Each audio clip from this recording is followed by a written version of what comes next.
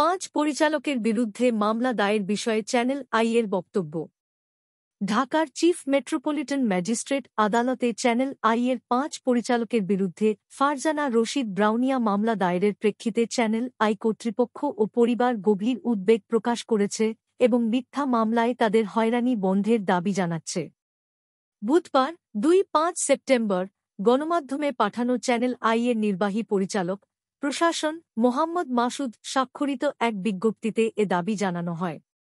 এতে বলা হয়, দায়েরকৃত মামলায় ফারজানা রশিদ ব্রাউনিয়াকে তার চাকরির পাওনাদি পরিশোধ না করা ও তার নিকট ৫০ কোটি টাকা চাঁদা দাবি ও হুমকি প্রদান সংক্রান্ত অভিযোগসমূহ হাস্যকর ও মিথ্যায় পরিপূর্ণ।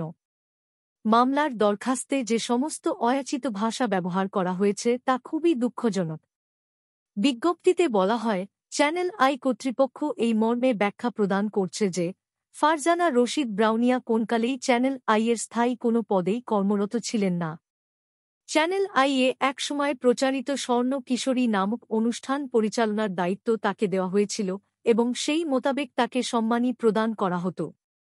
গত নভেম্বর 2018 থেকে স্বর্ণ কিশোরী অনুষ্ঠানটি কর্তৃপক্ষের সিদ্ধান্ত মোতাবেক বন্ধ হয়ে যায়। সেই কারণে চ্যানেল আই-এর কাছে ফারজানা রশিদ ব্রাউনিয়ার কোনো পাওনার প্রসঙ্গ অবান্তর। এছাড়া 2018 সাল থেকে শুরু করে কোনো সময়ই এই ধরনের দাবি দেওয়ার কথা কারোর জানা নেই। যে কারণে শাহরুখ কাজল জুটি ভেঙে দেন অজয়। এতে আরও বলা হয়, মূলত নিজের বিভিন্ন সংশ্লিষ্টতা আড়াল করতে এই মামলা দায়ের করা হয়েছে বলে মনে হয়। চ্যানেল আই-এর 5 জন পরিচালককে ব্যক্তিগত আক্রোশে অযথা হয়রানি, সম্মানহানি কিংবা অন্য কোন বিশেষ উদ্দেশ্য হাসিলে এই মামলা করা হয়ে থাকতে পারে বলে চ্যানেল আই কর্তৃপক্ষ মনে করছে। মামলার অভিযোগের সাথে সম্মানিত 5 জন পরিচালকের কোনরূপ সংশ্লিষ্টতা নেই। দায়েরকৃত মিথ্যা মামলাটি চ্যানেল আই-এর 5 জন পরিচালক আইনগতভাবে মোকাবিলা করার সিদ্ধান্ত গ্রহণ